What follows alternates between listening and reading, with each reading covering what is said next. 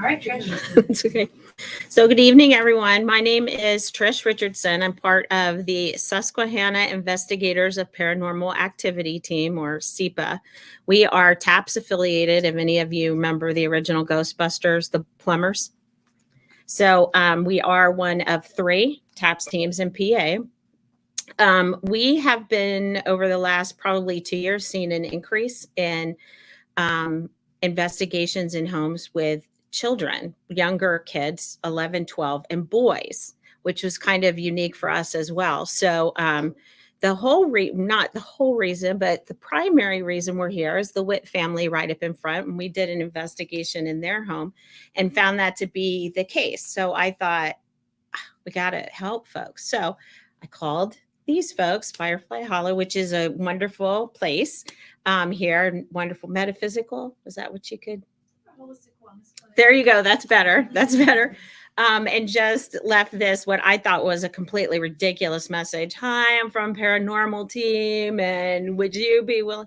And it was just fantastic. It worked out really well. So I'm so grateful for these guys for doing this, because I could not. No one on our team has this skill set, but we know it's a need in our community. And that's part of investigating. We investigate to help.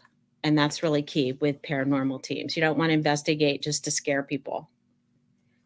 You want to investigate to help. So we're really hoping this. I know it's going to make a big difference. I know it is. So anyway, without further ado, I shall introduce Kara and Matt. And then I'm going to sit down because this is not my gig. Thank you, Trish. Well, thank you guys so much for being here. And for those of you we've seen before, we're really excited that you're back too. So I think we should also introduce ourselves and how we kind of came to be in front of y'all tonight. So I'm Kara Loveheart. I am an integrative intuitive medium. What that means, people go, what do you mean, just a psychic medium? No, intuitive medium in integrative way. Because a lot of people have a misconception about a medium that they just talk to people who've crossed over. Raise your hand if you believe that. Some people think that that's how it is. Well, what about animals? What about seeing your aura, working with maybe your health issues? So that's why I call myself an integrative intuitive medium. So my journey to where I'm at is a rough one, but I'm going to give you the cliff notes. You guys got the notes pad to write all of it down? You're going to remember later. I'm going to quiz y'all. So for my journey growing up, I was always sensitive and I always saw spirit. But in the 80s, when you tell your parents that you're seeing things, where do you go? Yes. So of course, I was, as an intuitive person, I'm very emotionally intelligent as well. I picked up really quickly, you shouldn't tell people that. But either way, it was kind of too late. And I was having a lot of emotional symptoms related to the stress of seeing spirit, the stress of not sleeping, having a lot of these symptoms that we experience as highly intuitive people. And we'll talk more about that. So of course, I was medicated for years. I was thinking that I had something wrong with me. And it wasn't until I came into New Visions Books and Gifts and had my first psychic medium reading. And I came to a talk almost just like this one. And the woman, guess what she was talking about?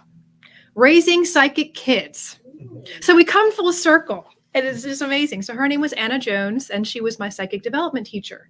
So really, I'm sitting in the audience like you are tonight, sitting there going, okay, my kid is experiencing these things. I had a 3-year-old at the time. And everything she's saying, I'm like, this is me. Wait a minute. Maybe I'm not the crazy person. So I did take her class, and a lot of the things you learn in intuitive development classes, learning to develop your gift. It came very easily and natural to me, but I was really confused because I thought, I know we're all a little weird here, that, we're all a little strange. I thought maybe we're just all having a collective hallucination, and it just isn't, I was still skeptical. So it wasn't until I met Matt, because Matt was one of the first not woo-woo people I met. Okay. I'm super woo-woo. I want to talk to spirits. I want to talk about all the cool things like aliens, I want to get into that stuff. And so I was, met him through some friends, and we were at a camp out one day at his house, and there was a lot of Native American spirits on his property. I'm trying to be normal, yeah, I'm just here with all my friends and I see these spirits. And I'm like, yeah, that's fine. It's fine. Everyone was sleeping at the end of the night. And he's sitting there. He's got you have this huge, not tent, the sleeping bag, cover over you because it's cold, or like 3 a.m. He's just sitting there. And I'm like, why is he looking over there right now? And I keep seeing this spirit all night in the cornfield looking at us. And it was this luminescent blue spirit. And I was like, why is he looking over there? I said, what are you looking at? He goes, oh, there's a spirit that's been watching us all night. And I'm like, I had to do like a triple take. Like, wait a minute, you see that too? We had never talked about this before. And so then all of a sudden he spills his guts. Yeah, that was the end of that. That was practically all we talked about after that. Yeah. Yeah. So I think what happened during that conversation, and we'll of course go into Matt's journey, was he said, well, I am a part of a paranormal investigation team. And he started basically taking all of the things that I thought were just too out there and a little bit crazy to grounding it and making it practical and making me understand. I'm like, wait a minute. So I remember getting up and standing there in his yard and thinking, okay, I am not crazy. So I felt like the whole world was spinning. Like this whole time I thought I was mentally ill. And I know now I know that that's part of my journey, to work with people who have either gotten the same particular diagnosis or they are working with that fine line between seeing and being spiritually gifted and psychosis. So we'll talk a little bit about that later because it's a really important thing to talk about. But ever since meeting Matt, really honing in my gift, and now I do readings professionally. I'm a licensed massage therapist and energy worker. So really my gift is to really take all the things I learn as a holistic practitioner and apply it so that we can be the best we can be, because that's kind of my journey. I like to be the best I can be. But secret is you're always your best self in the present, but you're always trying to strive for something bigger. But as far as Matt goes, his journey's a little bit different. Very different, actually. So I was born and raised Roman Catholic, and that was the lens through which I viewed my gift.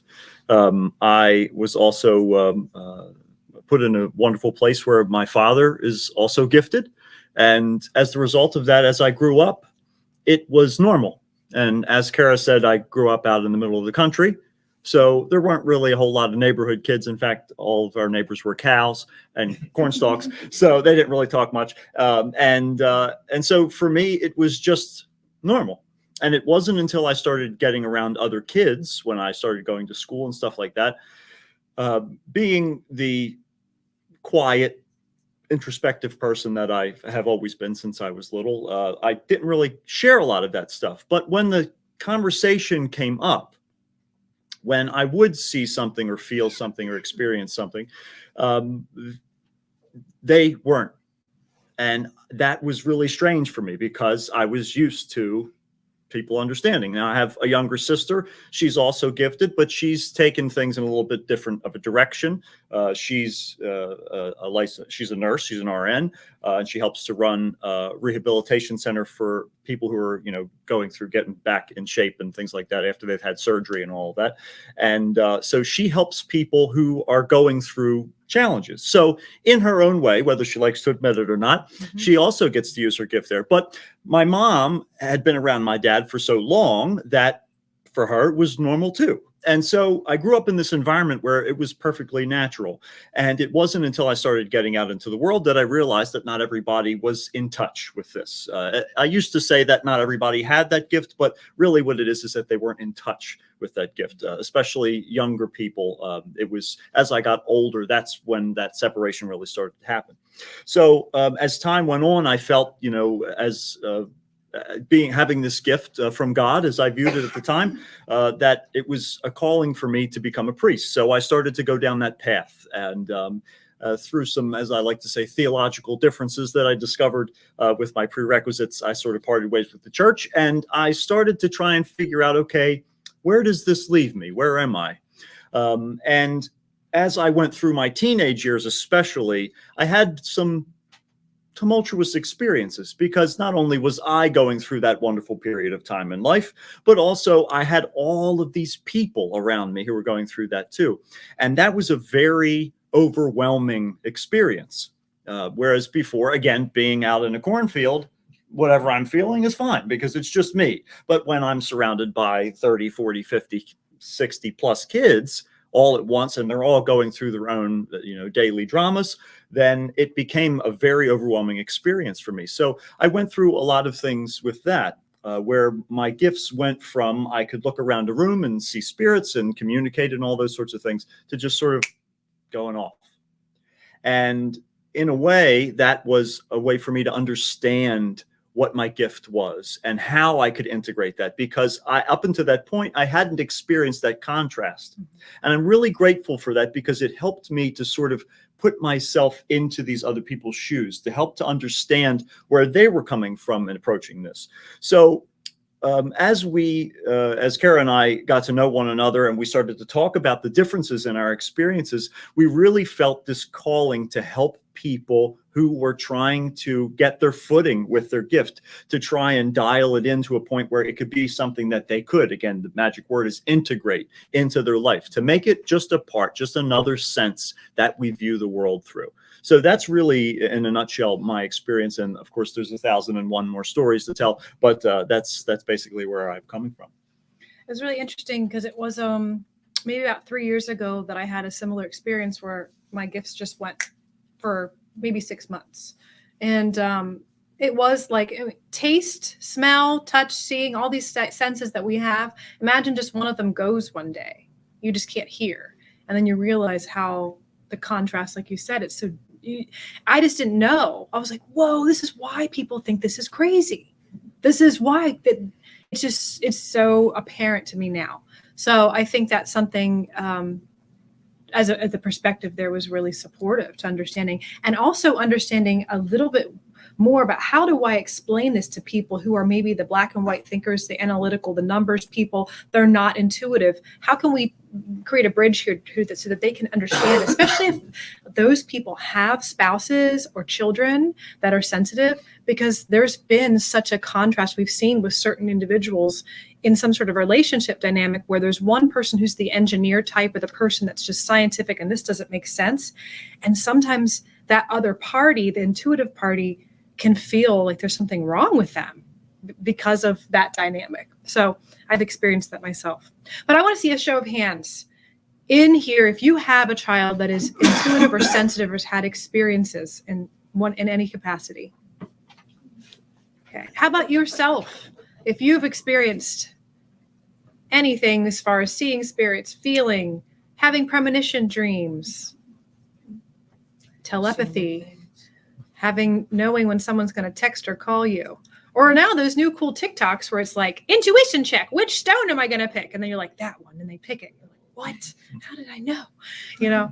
That's like there, it's just everywhere. So what do all these things have in common as far as the way that we sense things? So this is seeing things, dreams, picking up things empathically off of objects, hearing voices. What is the connecting point of all those things? And if anyone doesn't have an answer, that's okay, because I didn't give the answer. Want to take it? It's energy. Because ultimately, what we have to realize is that whatever sense we're talking about, it's the interpretation of energy. So when we can understand that, as I said, just another sense, right? That we're picking up on the subtle energy. That's what this intuition deals with. Our eyes see dense energy, physical things. We can touch dense energy. But yet this subtle energy is a little bit harder to perceive sometimes, especially it's hard to hear someone whisper to you when you're in the middle of a concert. So it takes time to learn how to tune into something. Maybe you have to learn how to read lips because your ears aren't going to work in that situation. It's about that adaptation. And that's the reason why it's important to remember that energy is the connecting factor between all of those things. Yeah. I mean, I think it's a point to make that some people, when they come to us, they say, well, my kid's seeing spirits. I'm like, okay, what else do they do too? Right. Yes. Because it's not just like, that's the common thing we see in, well, they see spirit, they sense spirit, or I saw a spirit on their baby monitor around their bed. And then we caught this on film. And I'm like, okay, cool. But what else are they going to be doing soon? They're going to be feeling people at school, or they're going to be having premonition dreams. There's each different personality has a different skill set. There's some people that are really good at just knowing things. People are really good at maybe have healing capacities. There's someone that, or they're really good with animals. They talk to animals or plants, that they have this connection in that way. So each of us as individuals are going to have a different way in which our intuition and our gifts and our sensitivity will come up for us. Yeah. So let's talk about some common misconceptions, because I think we're here to eradicate fear. That's the biggest reason why we're here, especially when people start to experience these things. One thing I will start with is if you interact with someone who is a psychic professional, or they say, I'm an intuitive, I'm psychic. One of the things that people commonly think is that when you come and talk to us or someone that's like that they know everything about you and they can see everything about you. I don't want to talk to them because they might know that I'm like having a bad day, or they might know that I just thought I wanted to kill my spouse because I hate them. You go through like those, not like you're really going to, but like those thoughts, like, what about these dark thoughts I have? They can see them. Oh my gosh. So but I want to make sure that people know that that's not the case unless we're turned on. If our psychic volume knob is up and we're ready and we're reading. Now, there are some readers and people out there that don't know how to turn it off.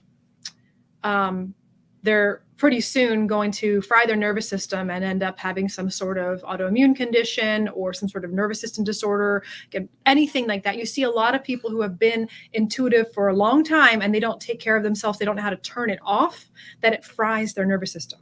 And then they're the people that end up with disabilities, or they can't go out in their public. They end up being so sensitive, they might have to go move to the mountains and wear a tinfoil hat because they just can't handle the energy of things. And that's something that we want to avoid. It doesn't have to be that way. You don't have to have an intuitive callus, because if you just keep doing this for years and years and years and years, that's what's going to happen. And it's no different when it comes to intuition. It's important to remember that even as we navigate this gift, this ability that we all have, it's something that we realize it's not a matter of turning it on and turning it off, but rather a knob that we turn up and we turn down, because it's something that's always present. It's simply a matter of learning how to manage it. It's not a matter of I want this to go away to turn this off. It's that this isn't the appropriate moment for me to be tapping into this information, to this energy. And so I'm going to turn that knob down. It doesn't mean that you can't still be in touch with the energy around you if something should come up that you need to be aware of.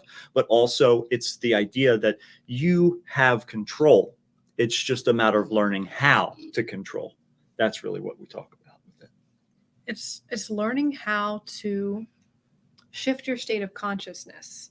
So if you're a woman, you've experienced on a monthly basis a shift in your state of consciousness through your menstrual cycle.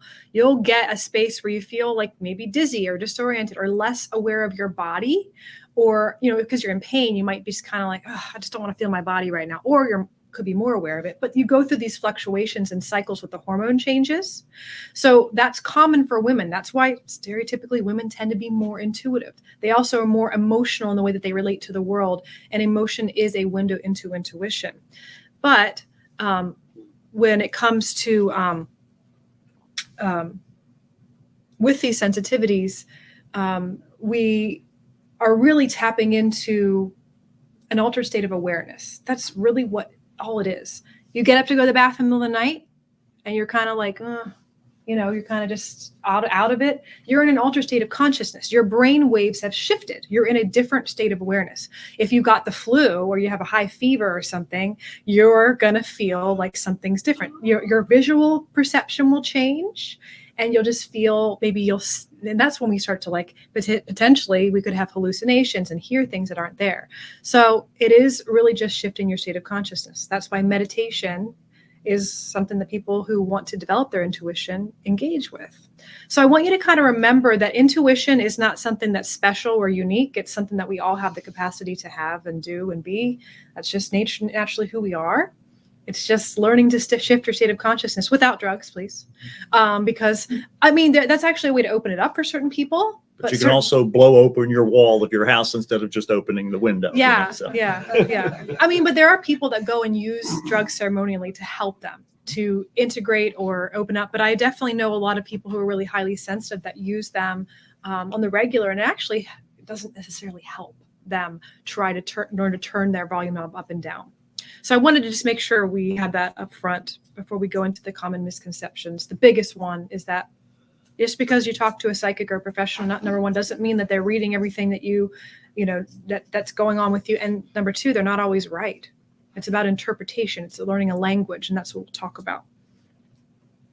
What are the common misconceptions, especially when it comes to ghosts and being in your room at night? This is the number one reason why we are here, because of poltergeist activity and spirit disruptions. What is the first? It's the first thing that we want to mention is that when you are in your space, and even if that is a temporary space that you're in, maybe it's not your room or your house, when you are in your space, you can claim and clear that space. Now explain what that means. It's important to remember that this is how I usually frame it for people, that you as a human being are an energy factory, okay? You eat your food, and that creates energy in your body. Whenever we're dealing with, say, disembodied energy or just energy that's around you, that does not have an energy factory, right? It's a slowly fading sound, so to speak, energetically. And so when we can tap into that energy and direct that energy, that's when we can utilize that to accomplish that clearing. So you always have the right, you always have the ability, you are always empowered to go in and claim your space. And through that process, you can clear your space. You don't need someone to come and do it for you. But the important thing to remember is that fear is food. So if you walk into a space, right? If somebody breaks into your house and you're pointing a gun at them like this, right? They're probably not going to be too terrified, right? Whatever, right? Yeah, whatever. What's wrong with you? Yeah. But if you are standing there and saying, "Get out of my house," right? Or maybe you don't even need the gun. Get out of my house, right? That confidence, that centeredness, that is what helps you accomplish those means, because that's another important component of meditation, is it helps us to connect our unconscious and conscious mind. It helps to bridge that gap so that we can move between those spaces. When we are there to clear something, sometimes we use sage, sometimes we use sound, sometimes we use prayer, sometimes we use all these different tools, but ultimately those tools in and of themselves are not accomplishing the goal. You are accomplishing the goal. I've never seen a hammer build a house, but I've seen plenty of carpenters do it. So my favorite thing, people come into this bookstore and they're going over there in the crystals. And they're like, which one do I need for this? Which one do I need for this? And you know what Matt says to them? None of this stuff works. And then what do you say? That's basically what I just said there. I tell them, none of this stuff really does anything. None of this means anything. You are the one that empower it. It's no different if you have any device without a battery in it. It's a hunk of plastic and metal, right? You are the one that charges those things. You're the one that empowers those things. And that's why I say it's important to remember that you are the one accomplishing this goal, that there's a lot of different things. And that's even more the reason why it's important for you to resonate with the tools that you're using. That's so incredibly important. And that's also the reason why there isn't this is the way you have to do it. Mm-hmm. This is the path that you have to take.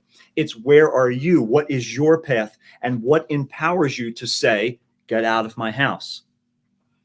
You could use a tomato, throw a tomato at the wall, if that feels like powerful for you. But I think that's the most important part, that you are empowering whatever objects or talismans, or even,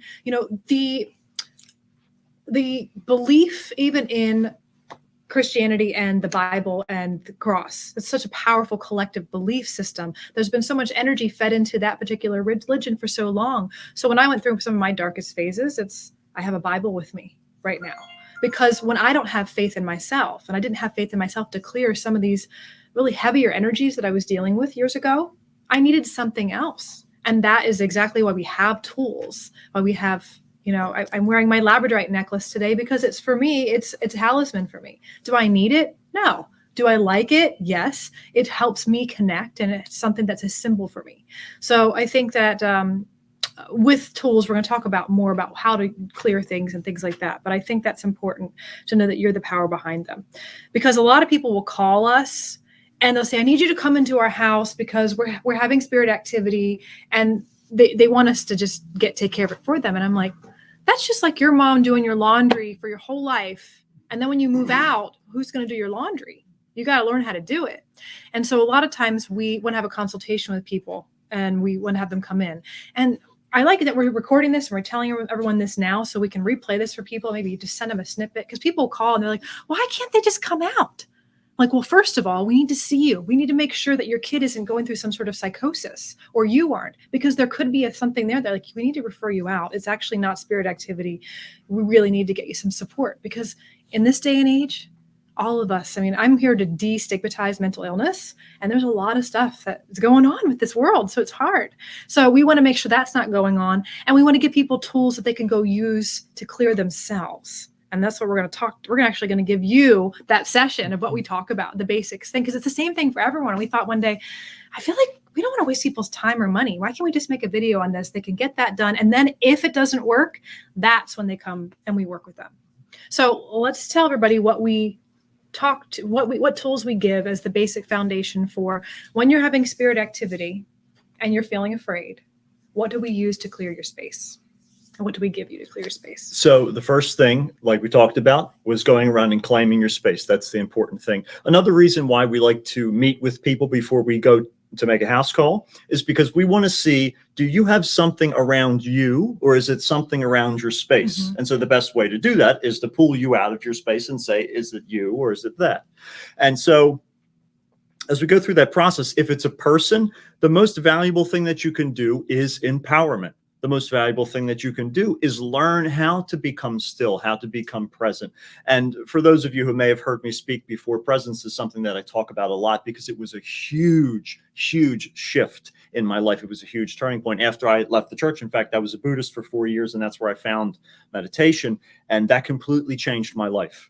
It completely changed the way that I approached my gift, the way that I helped people, because it showed me that it's not about the power that I have to go out and find. I don't need the right book. I don't need the right magic words. All I need is to be here, because right here I have everything that I need.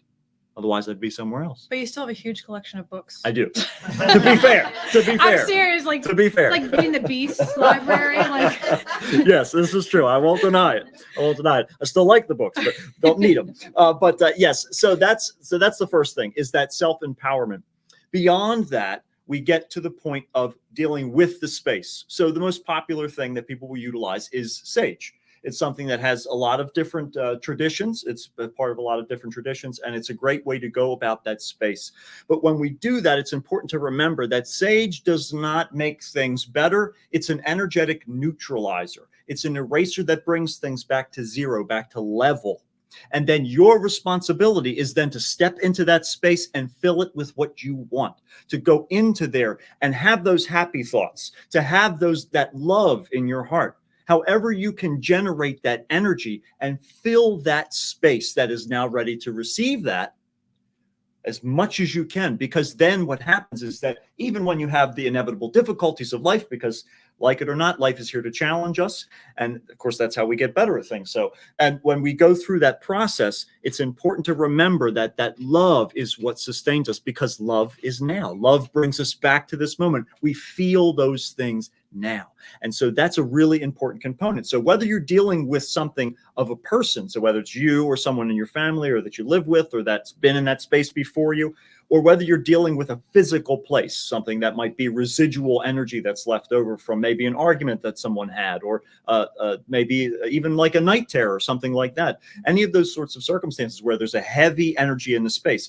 clearing that space, bring it back to zero, and put into it what you want in your space. Yeah, because energy is just a spectrum. Like, I think that's like everything's high vibes. Everybody, high vibes. We need to have the high vibes. I'm like, those feel good. That's why we want them. But I think when you move into a space of neutrality, there's no judging something is better or worse. And I think about energy is a spectrum where it feels heavier and denser versus it feels lighter. And it's interesting because lighter is from a mediumship perspective, when I work with energies that are earthbound spirits, or we go into a house that's having hauntings, the energy is super dense. It feels heavier. And it's really interesting because even people who maybe wouldn't say that they're medium or they're psychic, they're more likely to pick up and sense it. Why? And even the skeptics, like, oh, there was shivers. I don't know what that was, because they're really grounded people. They're really very much in more of a dense a dense state of consciousness. And dense does not mean negative. Dense meaning I'm here in the physical third dimensional world. Black and white, I'm here where things are physical.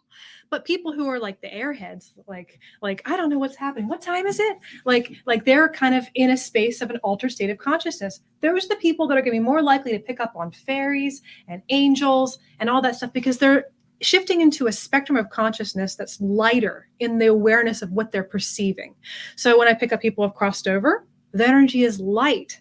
It's less dense. Angelic beings are less dense. So I like to think about the spiritual spectrum of beings, consciousness, whether they have ever lived or they're even extraterrestrial beings, whatever you want to call it. There's a spectrum of consciousness, and it's whether you're tapping into heavier, denser consciousness or lighter.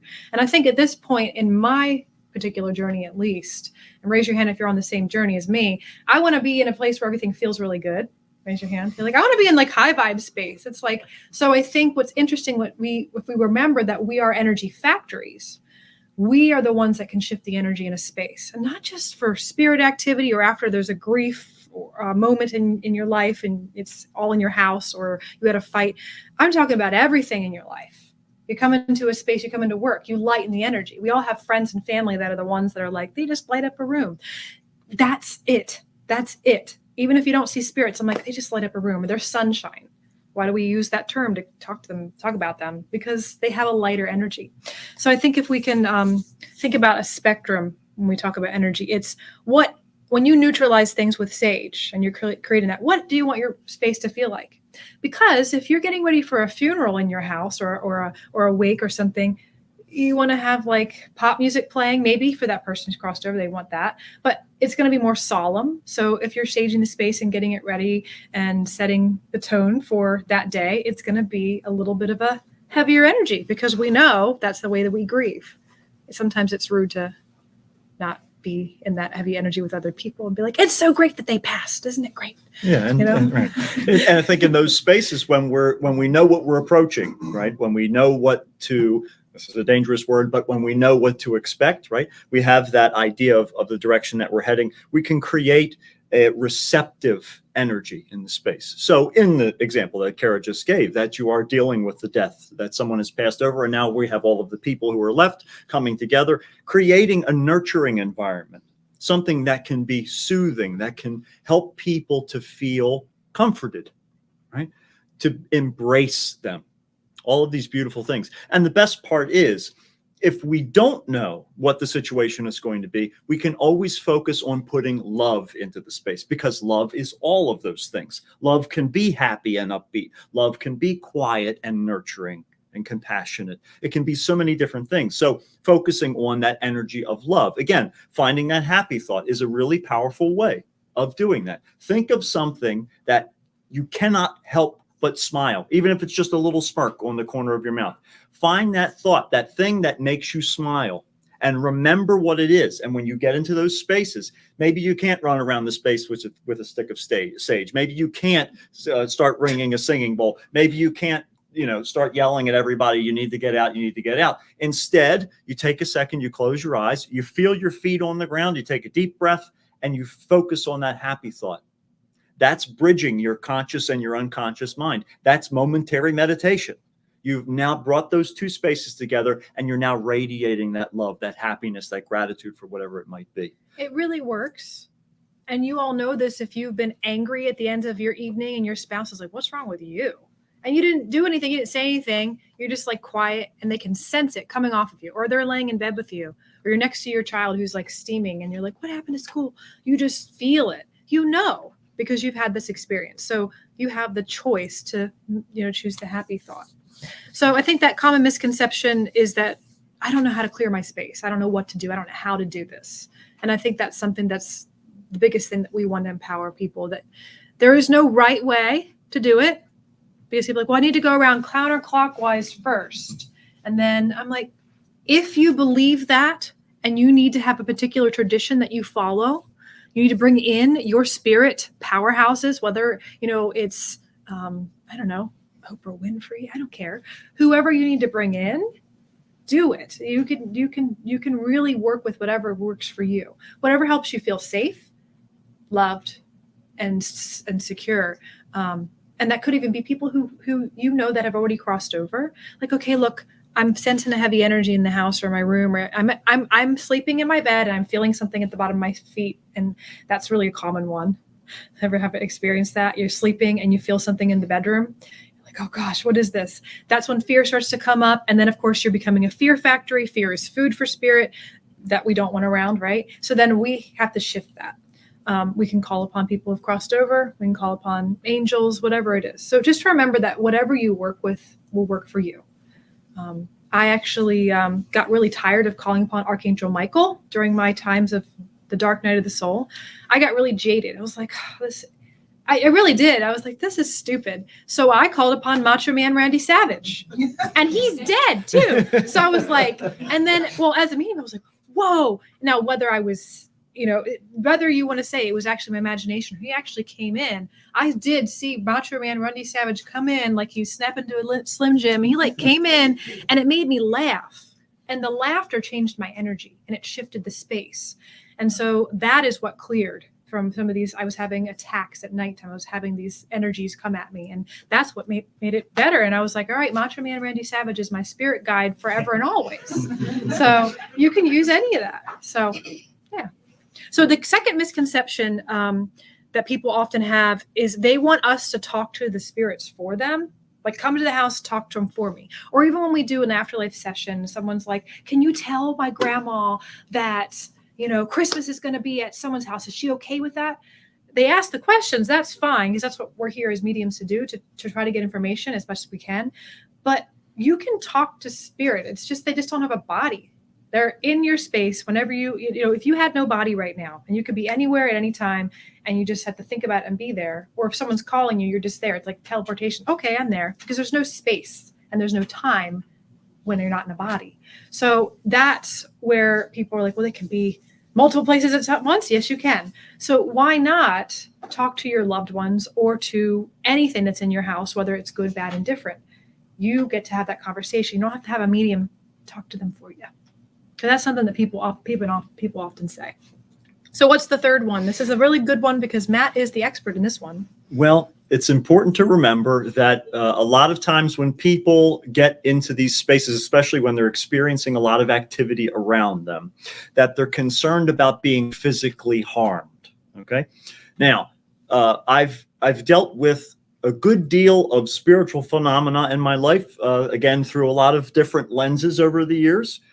And it's important to remember that the reason why protective energy works is because it brings you to your center, right? If you're daydreaming, you're far more likely to stub your toe on the bed when you walk by, right? Because you're not here. You're somewhere else. Just the same, when your energy is not here, you're far more likely to be open to feeling these things, for this stuff to pull you out. Because you're in an altered state of consciousness. Exactly. Back to that. Yeah. So being aware that you don't have to be afraid of being hurt, because the fear in and of itself pulls you out of now. Bring yourself back and say, everything is okay right now. Even if there's things falling off the walls, right? I'm still okay. And if things are falling off the walls, well, I'm going to step out of this room, right? And you just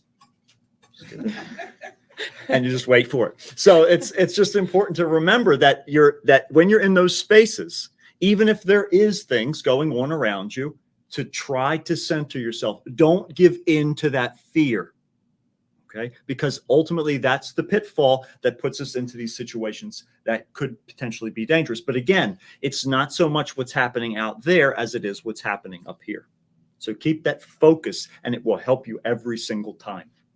I think addressing fear beyond even just working with spirits is like the point of life. If we really face our fears and address our fears wherever they are, whatever they are, everything really gets better in your life. When you lean into fear, it gets smaller. And when you lean out and lean away from fear, it gets bigger. Like, because then you start thinking about, well, what else could happen, or what is under the bed? And if you just like look under there, like, oh, it completely can eliminate the fear or whatever it is, because you realize what's really going on. So if you do ever feel like you're interacting with something that you do say, I don't have confidence in myself, no matter what talisman I have or how much I sage, I really don't feel like I can find it within myself right now to be in a space of power to address this. That's when you do call in somebody to support you, whether in the flesh or something else. So, yeah, I think poltergeist activity is something that's the reason why we're here, because of teenagers. So we want to talk about the difference between that and conscious energy, because I think that's really important. First time I experienced that, it was, of course, terrifying. You're like, what is going on? There's things moving off the books. We went to this bookstore down in North Carolina. We were doing readings down there. And the owner comes back. She goes, I don't know what you guys are doing, but there's like shit hanging. Excuse me. There's stuff flying off the walls. She did say shit, though. I was verbatim what she said. And we were like, what's going on? And I was like, oh, okay. We'll take care of that. That's fine. But it was really interesting. Yeah, there's when we're dealing with energy, of course, as we go through that wonderful period of life, as we're going through the teenage years when we're becoming adults, very often what happens is we have energy leakage, right? Where this energy is just sort of coming off of us. Sometimes that's because we're going through these crazy emotional shifts all over the place. Sometimes it's because we're going through physical change. There's a lot of different things that can trigger that. But as that change happens, it's important for us to, once again, not to sound like a broken record, but to be as centered as we possibly can, because even as we're going through it, we can be present in that process. So even with something as strange as what's called apportation, where something is here and then it's not there anymore, and then it falls from the ceiling, something that's strange, right? It's that idea that we almost feel like the laws of physics disappear, or that they're temporarily suspended.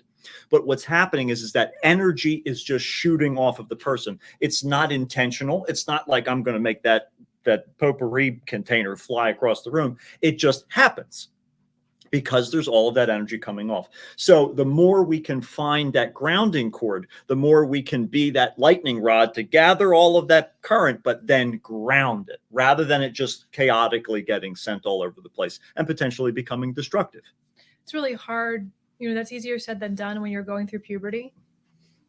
That's why we see a lot of these kids that are, really, your hormonal system's going haywire. You're really starting to just have a shift in the way you experience the world too. And that's why we see a lot of teenagers and boys, because boys have such a spike in the testosterone and things shift for them in a really crazy way. And I think it's really interesting. The one house we went to, they were really concerned that there was some spirit activity because the lights kept, going out. And we went in there, there's nothing going on in here. Wait a minute. Oh, okay. We met their son and he had a surgery. He had a really traumatic back surgery. We think, oh, we're under anesthesia, we're fine. But, the body remembers that trauma, even if you're under anesthesia. And when he came out, I could tell he wasn't really necessarily attached to his body. He was a little bit dissociative. He was going through that there was a lot of depression, I think he was going through as well, because of this change in his lifestyle. He couldn't do as many things actively. He was really athletic. And so there was this fine line that there was going through this grieving process of what he had gone through, but also not fully acclimated back in. And sometimes kids who are sensitive, especially if they're on the spectrum, have a harder time detoxifying anesthesia. And so that can affect the body being able to get back to that beta brainwave. I'm hyper-focused. I'm aware. I can focus on things instead of getting lost and daydreaming, and your brainwave shift. So we think about this going back to altered states of consciousness. There's alpha, beta, theta, delta, and gamma brainwaves. So when we're in more of an alpha or theta brainwave state, that's when we're sleeping and dreaming. But if we're doing it wide awake, we're in an altered state and we might see spirit, or we might be potentially putting off energy that is going to affect light bulbs or things falling off shelves. So I think that's important to know, because some people get scared of that and they think something's wrong. I'm like, well, maybe they're just a whole bunch of energy coming off of them and it's affecting things. I think the other common misconception that I work with a lot personally with my clients is that I can't turn off my sensitivity, especially like all these memes about empaths. Raise your hand if you're an empath. I'm an empath and it's a burden. And like, I feel like this narrative is so toxic. It's really toxic. Like, oh, I can't go to a Walmart. I can't go to all these places. And I do know what that's like. I was in bed for 2 years. I could not go out. My sensitivity was so off the charts that I would get headaches. I would go into anxiety attacks. I was unable to be around fluorescent lights. I couldn't be around any excess stimulation because I didn't know how to turn it off or turn it down. So the misconception is that if you have sensitivity, you can't turn it off or you can't turn it down. You can. If you don't want it, you can turn it off. And that's a whole nother episode or talk about that. But we just want to make sure that that's very clear for anyone who says, oh my gosh, I'm an empath now, or now I have this, I'm seeing things at night. It's you can turn it off. You don't have to have that. And then the last one, the misconception. Has anyone experienced this where you meet someone, they say, my kid's psychic, and they're a crystal child, or they're a rainbow child, or they're an indigo child. Has anyone heard those labels before? So one of the things that I feel is doing a disservice to anyone who is intuitive is giving them a label and saying, we usually even talk about our sensitivity as a gift, but I don't like that term because then it says that no one, and you have to be special to have it. I think there's a lot of elitism in being intuitive, being sensitive, being psychic, being empathic, that there's this thing like, well, you're special if you have it. I want to just take that and just like, let's just throw that out, because I think that gives people a complex. It potentially can give people this spiritual egotism. So many people I've met, and it comes from a space of insecurity, of not knowing who you are, but of, I am a psychic medium. I am a channeler. I'm a whatever you want to label it as. I really think that does a disservice because, well, I'm a musician, or I'm an artist, or I'm an engineer. It's no different. It's just we put this specialness to it, and I think that makes it less acceptable and less accessible for the public people, for everybody who isn't coming to bookstores like this, to think it's something they could do too. So I'd like to take that out of the equation, and I'd like to briefly talk about the labels indigo children, crystal children, and rainbow children. Raise your hand again if you've heard of these terms. Okay. All right, great. Anyone identify as any of those? Okay, cool. So there's, I think that the terms are, it's interesting. It's these terms that someone made up to label and identify different traits of different sensitive children. There's nothing wrong with a label. We need something to give it substance so we can talk about it. But I think I wanted to just kind of give you an idea of what those terms really generally mean and what they might mean and how you might relate to them. So indigo children are children that when I see them, they have more of a purple or indigo aura, a color to their aura. These people really are here to break up the system. They're really outspoken. And even if they're introverted, they have this passion about truth. I can't deal with people that are inauthentic and we have to have these stupid conversations about the weather. Like they're here to be in a space of truth.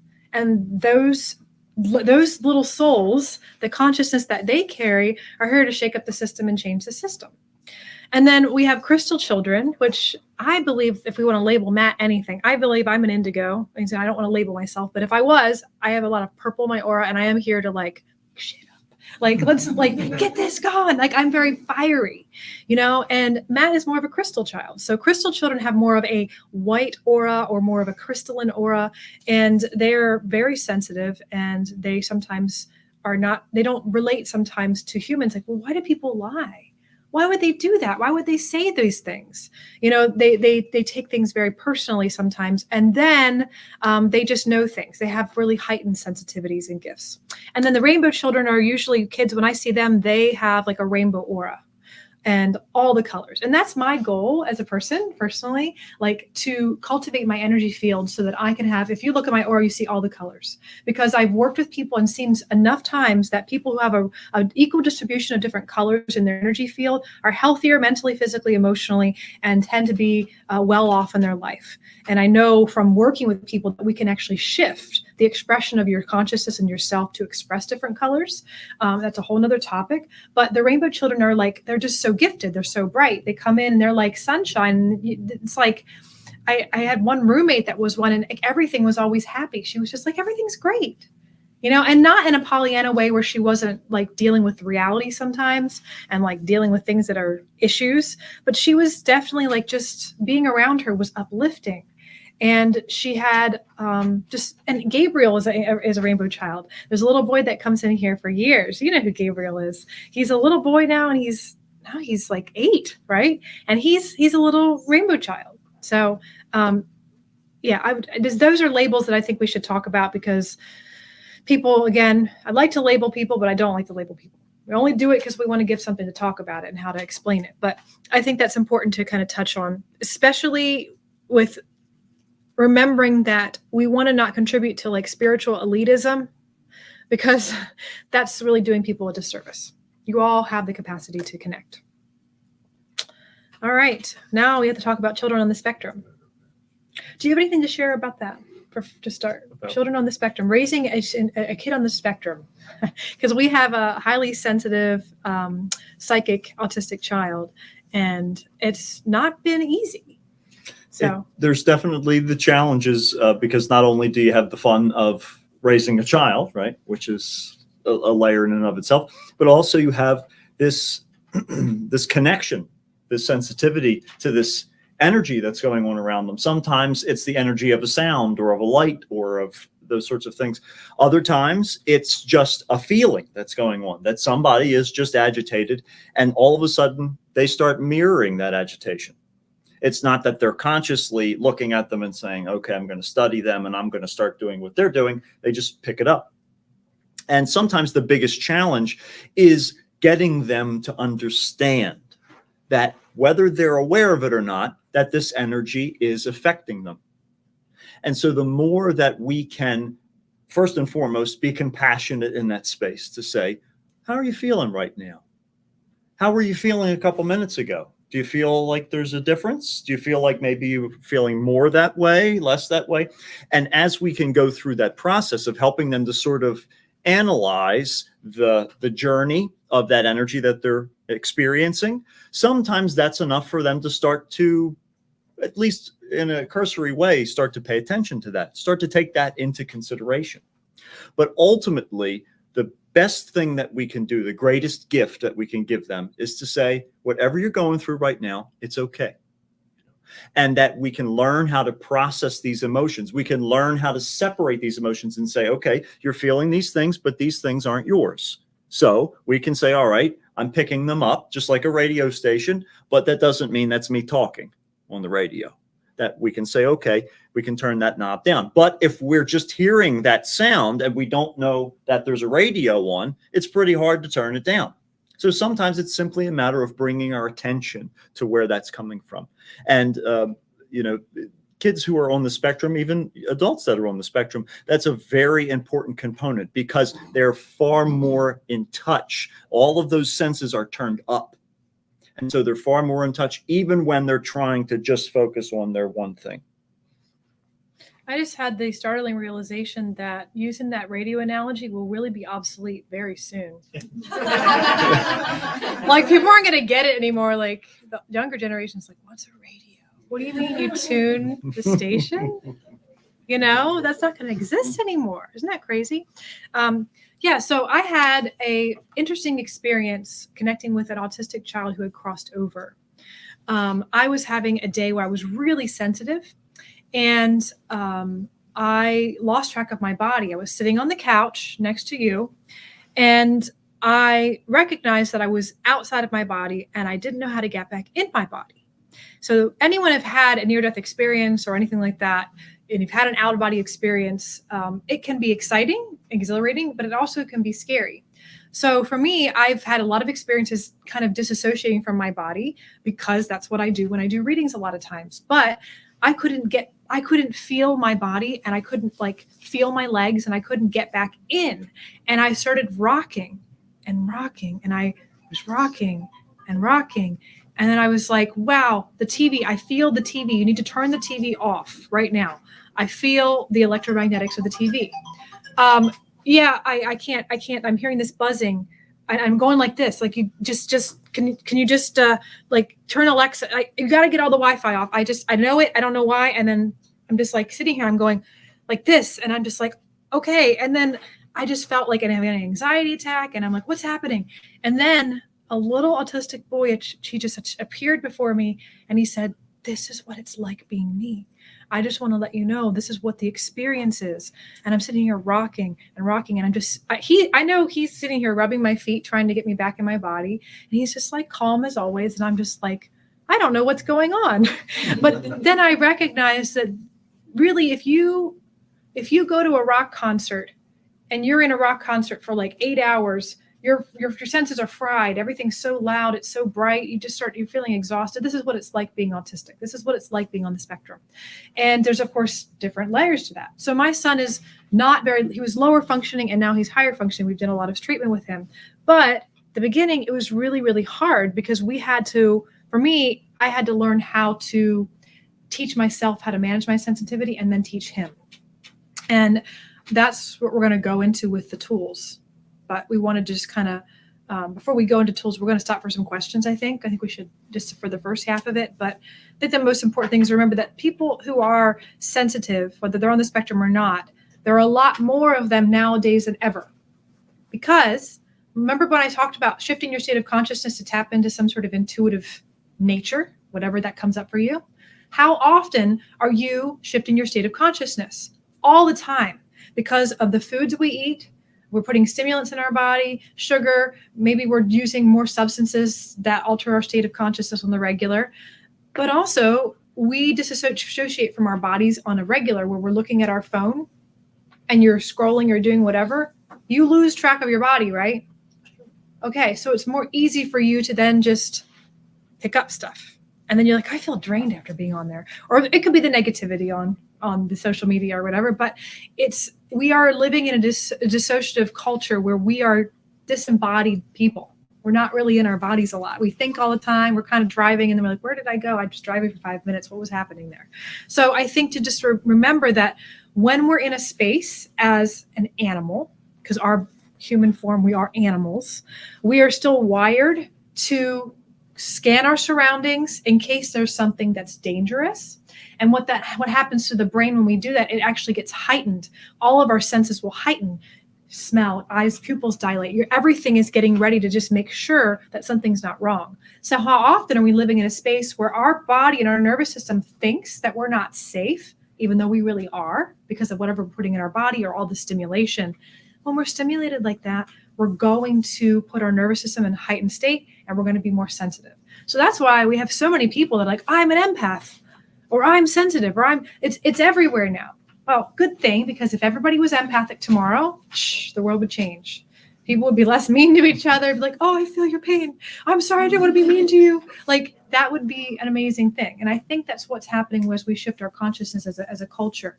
I mean, the age of information, just with the internet, we have shifted as a human species into a different level of awareness, not just knowledge awareness of the world, but now this different level of consciousness that we're kind of stepping into. So, do you have anything else to say before we go into some questions? No. All right.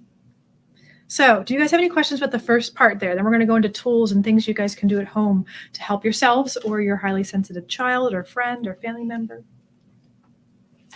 No questions means either I don't know what the heck's going on here, or I'm so confused, or this is just great. So I don't know which one of that is. This is great. There you go. This is great. Good. I love that. Okay. Do you want to start off with this one, Matt? Sure. How do we assist our children when they're seeing spirits? That's it. That's the big question. So the most important thing to remember is that when we are parents, right, or when we are a mentor, maybe it's not our child, but someone, maybe they come to us to communicate. our biggest responsibility is to try our best to approach the situation from a centered, grounded perspective.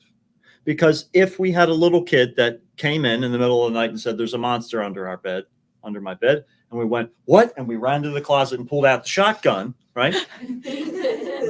Things would change real quick, right? And that would become quite a pivotal moment in that child's life. However, if we say, okay, well, what did you see? Did you hear something? What was it? You get them to talk about their experience rather than saying, no, that didn't happen. There's no monster. Go back to bed, right? Say, what happened? What was your experience? And then we can say, well, let's go and see if that's still going on. Let's see if that's still there. And maybe it might be a matter of looking around and saying, oh, okay, as the adult, that we can look at it and say, okay, there's a shadow of the tree coming in, and maybe that looks like a hand. So we say, okay, it's just the shadow. See, if I put my hand in front of the window, see how the shadow changes? That's all it was. It was just the tree outside the window. Or maybe you heard a sound. Oh, that was just the heat kicking on, or that was just the air conditioning. That was just the house settling. That was just the wind outside, right? Helping them to then understand. It doesn't invalidate their experience. It helps them to expand upon that experience so that they can understand, because they may very well be experiencing layers of reality. A lot of times what you'll see when people are trying to tap into EVP's electronic voice phenomena, right?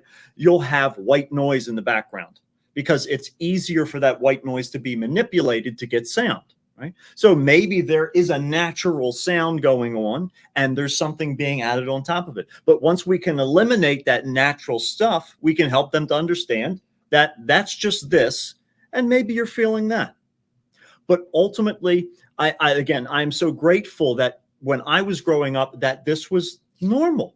It was just, okay, yeah, there's that lady's over there, all right. First time I went to the beach with his family, we're sitting there, and the Grim Reaper, like the energy of the Grim Reaper, energies get personified as a psychic. You'll read it and see it something different. But the Grim Reaper walked through, like literally like what it looks like, walked through the condo we were staying at the beach. And his dad and him just look at each other, and then they look back down to what they were doing. And I was like, why didn't we just talk about this? This is pretty great, And being around other psychic people, it actually heightens your sensitivity, because when you're around like-minded people, you'll tune to them. So have you ever gone to the New Visions Holistic Expo? Or any expo that's a psychic fair or really high vibes, you'll start to be like, yeah, I'm vibing with this, So I was in this space with these psychic people for the first time on the vacation. And I'm like, what's going on? And they didn't talk about it. But then someone had passed 2 condos down, and then the ambulance showed up and everything. But I just thought it was odd that we didn't talk about it. Well, and it's funny too, because the house that I grew up in, my dad built while I was alive. And that house had more spirit activity than some 100-year-old houses that I've been in. And again, that's that idea of when you're in a space around other intuitive people who are in touch with their intuition, sometimes that's like a lighthouse in the storm. And ultimately, it's about learning how to manage that, how to work with it, and how to say, okay, so we're having that going on. But ultimately, when we are trying to help younger people, it's important to understand that they're susceptible to experiencing these things, but they are also experiencing human existence, life, trying to make sense of what is this world? What are the boundaries of this world? What is the reality? What are the rules? How do things work, right? And so if we're constantly in this fluctuating place where, I don't know, that might be this, it might be that, it might be that, or, oh no, this is this, and we start to create something out of it, make a mountain out of a molehill, so to speak, it can really become impactful and create a larger challenge than is present at the time. So the more that we can help them to understand, okay, let's investigate. When we have that curiosity, that idea of, I'm not going to tell you what's going on, let's find out what's going on. When we can approach it from that angle, it can leave that open space for them to share their perspective. Because even if you yourself are intuitive, that you're in touch with that intuition, you're still going to interpret that stuff differently, because you have to remember, when we're dealing with that intuitive sense, it doesn't have words. It doesn't have all of these normal sensory experiences. It has to use symbols. It has to use feelings. And just the same as if I tell all of you to picture a dog right now, what color is that dog, right? Who's to say that we're all thinking of the same dog? And that's the idea. We might be thinking a little dog, big dog. We might be thinking of a lab. We might be thinking of a greyhound. We don't know. It's that idea that the image holds power. But I might see a greyhound. She might see a dachshund, but we're both picking up on a dog. Yeah, Grim Reaper might have looked like something different to you walking through that condo. You never know. And that's the idea. But ultimately, the more that we get in touch with our intuition, the more we allow those experiences without the judgment, that's when we can start to develop that dictionary. We can start to understand this symbol normally connects to that thing. And so when we ask questions rather than tell them something, it leaves that open space for them to develop that. And you can start to understand their language and say, well, maybe you're just experiencing this thing. And that might be where you can apply your wisdom, your life experience, and say, well, sometimes, snakes can be red. Sometimes you can run into this or that. Sometimes a flame can be blue, and you can help them to understand that there are circumstances in which these things can occur in reality, but maybe it's just a symbol, right? But ultimately being open is the key. That is the key when it comes to helping people, especially young people who are finding their place in the world. Yeah, I think asking questions and teaching young children to ask questions teaches them to always ask questions. Yeah. And we need people asking questions instead of just taking the world's word for everything. I think that's a really important quality to instill in our children. So let's talk about some practical tools that you can use for your sensitive children. The first one is sleep. So remember, shifting your state of consciousness through the daytime or the nighttime is going to be when you're going to pick up spirit activity. So if you've had a rough night's sleep, or 3 nights rough sleep, you're going to be feeling foggy, right? You've experienced this. You just feel out of it. Sleep is so important. So if your child is having sleep issues, you want to get those addressed. Usually people who are sensitive tend to potentially go through bouts of having night terrors or even sleep paralysis. Because again, the mechanism in which their consciousness shifts from these different brain waves can be a little bit wonky. It could be because of food. It could be because of some sort of underlying health condition. It could be because of something going on psychologically in the family life. There's a lot of potential reasons why that can shift, but it goes down to why is the consciousness not shifting down into the deeper dreamless states of sleep? Why is the body not falling asleep? Why is the body waking up and you're laying there with your eyes wide awake and you can't move your body, and then you have the sensations of things standing around your bed or whatever? Because there is that particular phenomenon that happens that isn't always necessarily spirit phenomenon. It's sleep paralysis. That's what happens. You feel like something's sitting on you. There's these shared experiences. So I think sleep with getting those things addressed. We always have a background noise thing that just helps us. More so, you're more clairaudient than I am. So if you want to share about how that supports you. Yeah. So my son as well. He's very, very needs that background noise at night. When I go to relax at the end of the day, when I'm bringing myself down, it's very important for me to have a neutral sound, because ultimately what it does, not only does it give me something to focus on and sort of use that as a way to sort of trail off as I go to sleep, but also it serves as a cover, so that if there's anything that's going by, if there's anything that's trying to communicate with me, I certainly put those boundaries up. The imagery that I've utilized for many years, which has worked marvelously, is open for business, closed for business sign. That whenever I feel, when I was younger, I used to be inundated by all of these spirits that I was used to say I'd walk into my room and flip the light on and there would be 8 people standing in there. And that's a little startling. And especially when it's like 9:30 at night and I'm trying to go to bed because I have to wake up at 5 o'clock to go, over to school here. So that was a really challenging thing to navigate. So I started to figure out, all right, how can I deal with this? How can I make a boundary here? And I started to use this image of when I walk into my space, closed for business. I'm sorry, you guys can come back tomorrow. You envisioned it visually, you're saying. In my mind. Yeah. And so, it's funny because I actually found one in like a thrift shop or something like that. And I got it and I hung it on my door just as, just a reminder.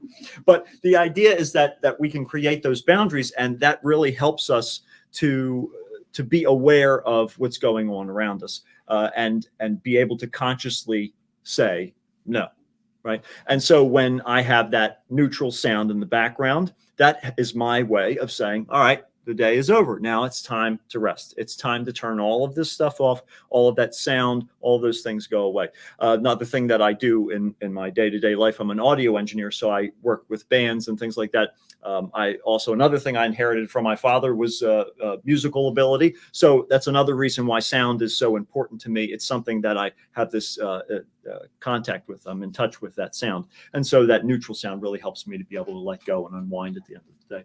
So if you're auditorily cued up and you're more sensitive to noise in general, like, oh, that baby crying, whatever. If you're that way, you're going to be more likely to be clairaudient and kind of hear things that maybe aren't physical. That's just more of your sensitivity, could potentially work for you.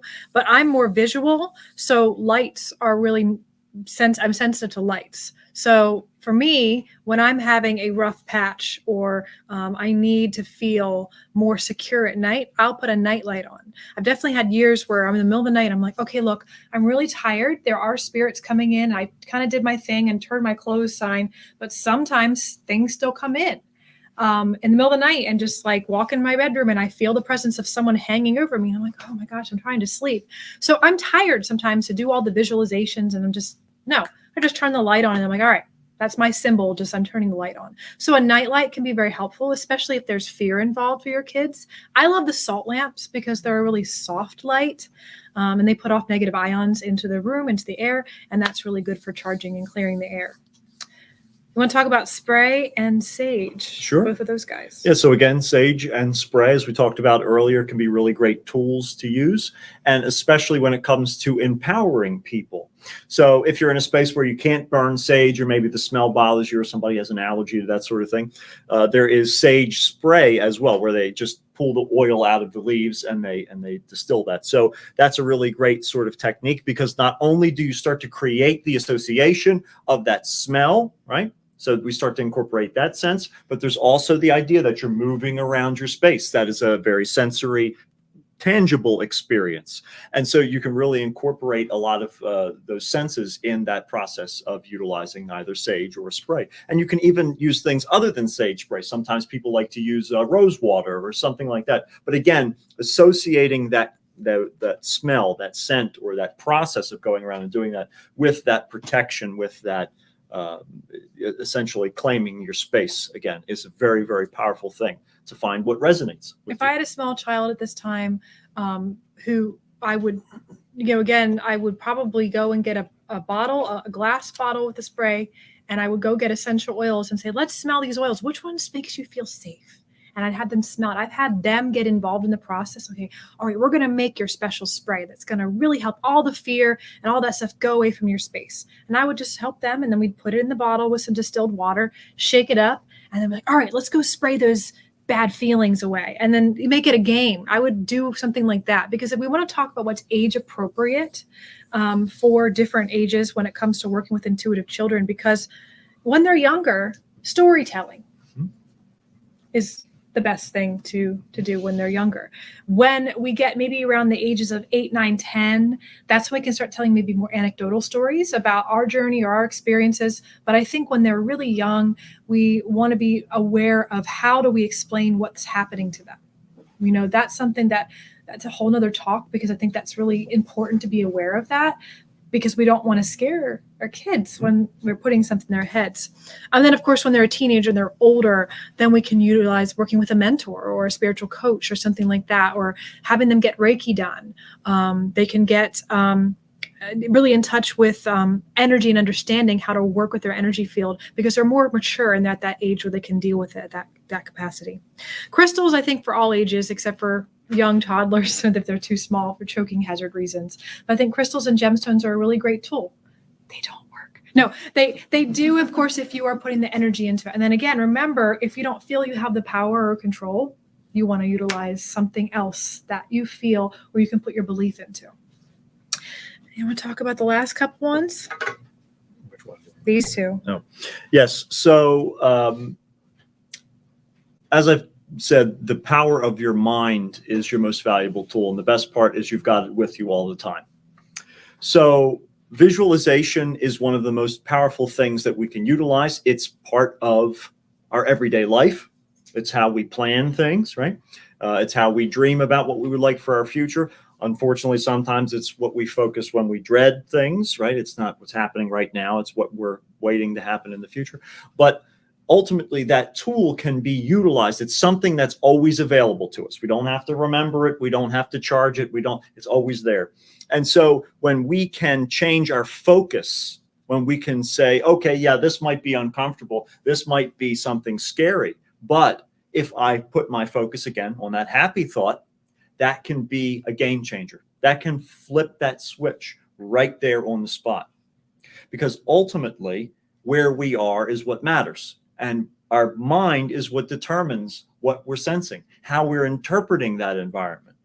I like to talk about one of the first languages that I learned was about dreams. I studied dream dictionaries and I just digested them. And I loved the idea that these symbols held such significance for people.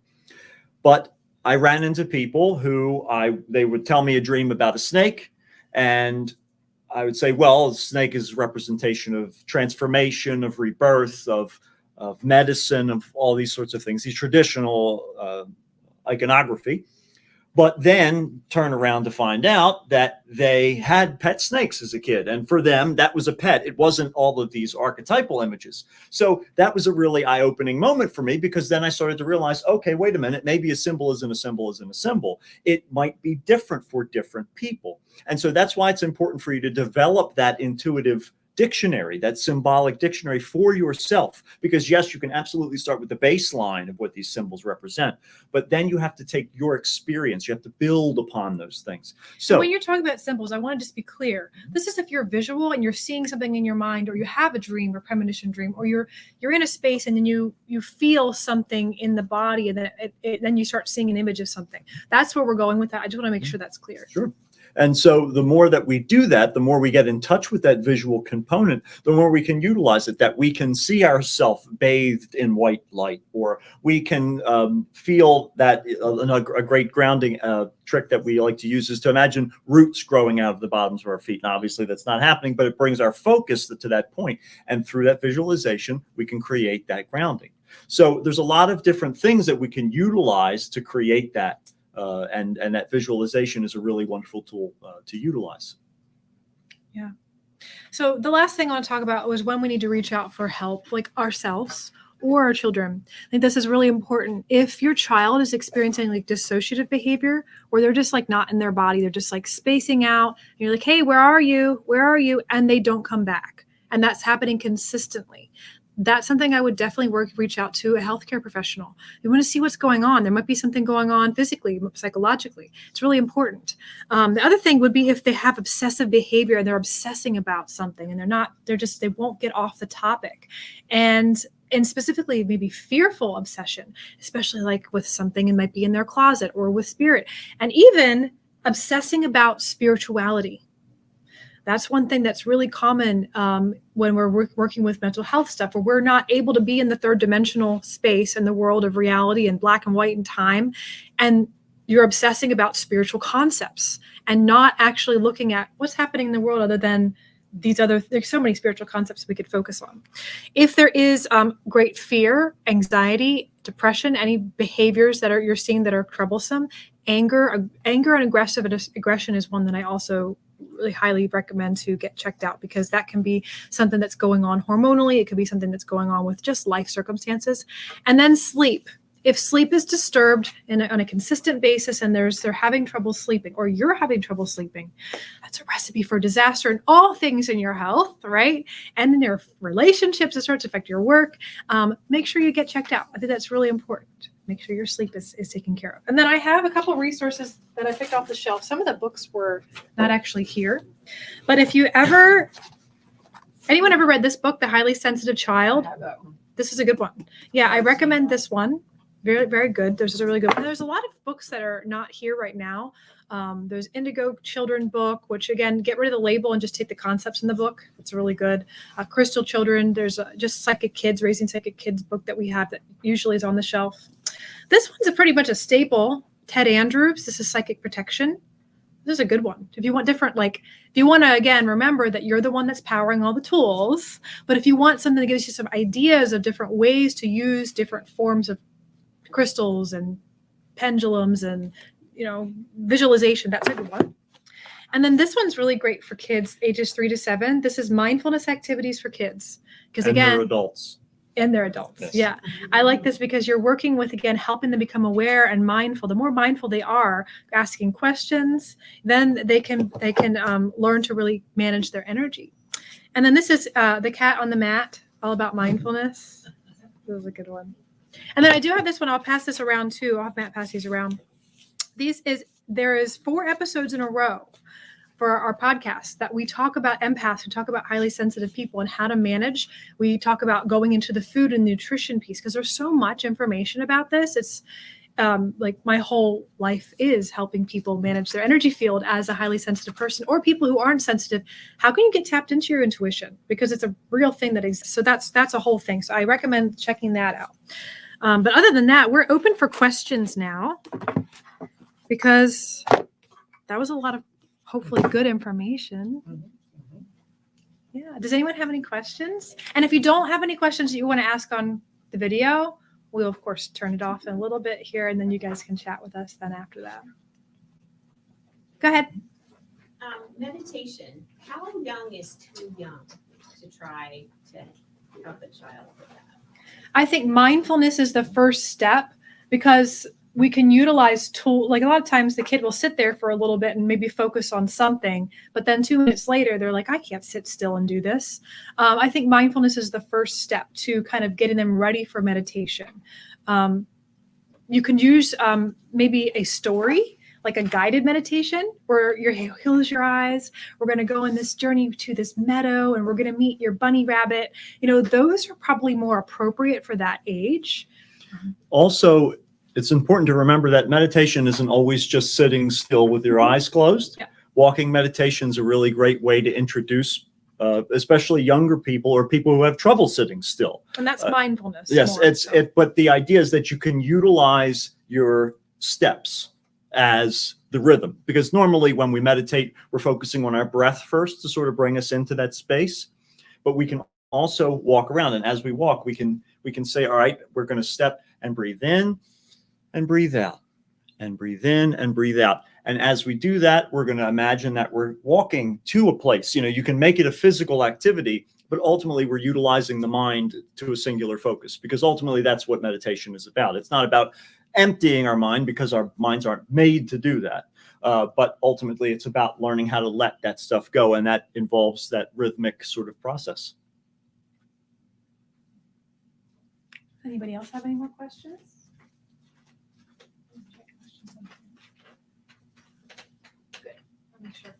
Good. Yeah. All right. The last thing I'm going to give out, and then I'm going to see if Trish has anything else that she wants to announce or say. Do you have anything else? Just really glad everyone came here. We were talking before that if it changes one life. I mean, it's changed mine. I'm sitting here thinking, that makes a lot of sense, So, just so grateful you're here for a reason. I think everything we do is for a reason. So just thank you. Yes, yeah. Thank you guys for showing up. This is definitely important to us. And like I said, it's kind of like, this is like come full circle. I'm now standing at the front of New Visions, Books and Gifts, talking to people who have psychic children or are psychic and intuitive and knowing, like, it's just crazy how that works. So anyhow, we are going to share with you guys these. If you have not gotten anyone, raise your hand if you're not aware of this event. The New Visions Holistic Expo coming up in August. Raise your hand if you're not aware of it. All right, guys, we are the 20th year of this event.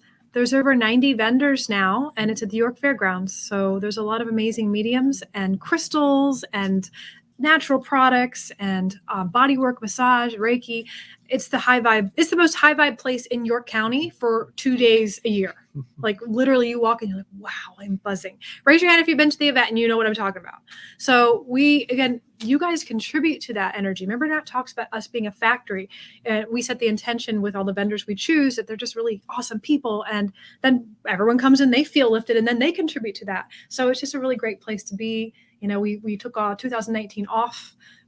So we're really excited to be back. So we look forward to you guys coming to. There are free speakers for both days, so that you can look on the website for that. So I'll give you guys these if you haven't gotten these. And then I'll tell you a secret. There are swag bags we're giving away for the 20th anniversary. There's only 100 each day, and you can buy tickets at the door, cash.